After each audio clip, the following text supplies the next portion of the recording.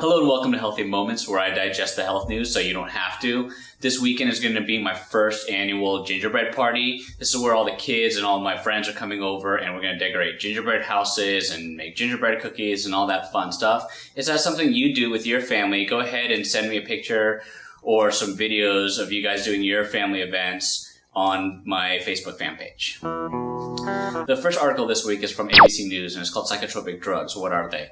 The article starts off by talking about the technical definition of psychotropic, and what this basically means. Psychotropic drugs are drugs that change your brain chemistry in order to change your mood or behavior. The most important line that I found in that article was, doctors aren't exactly sure how antipsychotics work.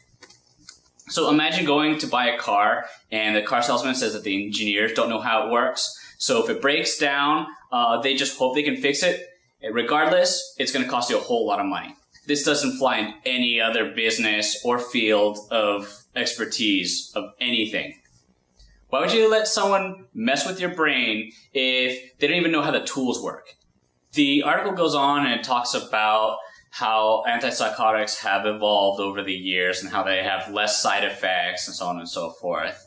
I have seen an increase in use of antipsychotics in adults, most of which were people who got high when they were younger, and now they're looking for a more acceptable way without being put under the stigma of using illegal substances, but it's all the same thing. So in the end, it's people who think it's acceptable to get high, and those are probably the hardest to treat. This is because drug addiction and being high masks some symptoms and creates others. If you're thinking about using psychiatric meds in order to raise the quality of your life, make sure you take the time in order to read about all the side effects and get to know the drugs and bring quality questions to your psychiatrist. The same goes for your kids or other family members and friends too.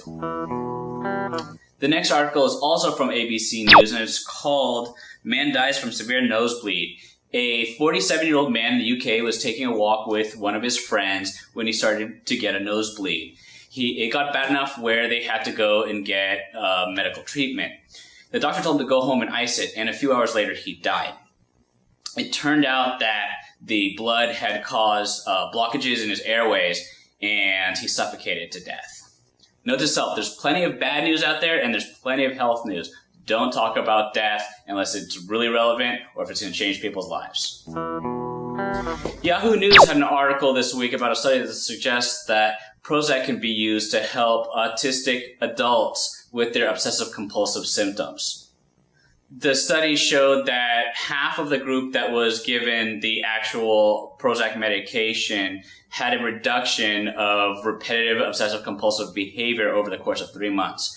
They don't really say how they measure the obsessive-compulsive disorder and the repetitiveness, but they said they do have a specific scale that's laid out to show the spectrum of symptoms. If you have friends or relatives who suffer from OCD or an autism spectrum disorder, this article is for you, and it's just more information that I wanted to pass on to you. Next on Yahoo News, it was found that obese people tend to take more medications. Wow, sick people take more medications than healthy people? Where did that come from? I thought this article was a little ridiculous, but the most important part that I wanted to pass on was that they talked about how the most common medications that are jumping are going to be blood pressure and cholesterol medication. What most people don't know is that when you have high blood pressure and high cholesterol, it's going to take more than one medication in order to drop the numbers a significant amount. So just beware, and if there's something you can do today, like get up off that couch, take a walk, watch what you eat, make sure you don't overeat. I mean, there's many things I can do. Whatever you can do. If you don't know what to do, check out my website. The final article I want to talk about this week is a featured article of the week on my website, and it's my winter newsletter. I post these newsletters quarterly.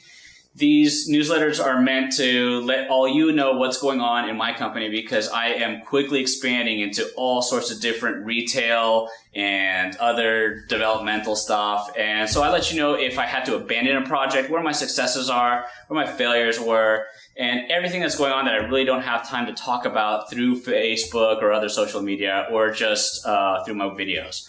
That's all for today. If you have any comments or questions, drop me a line below or on Facebook and Twitter.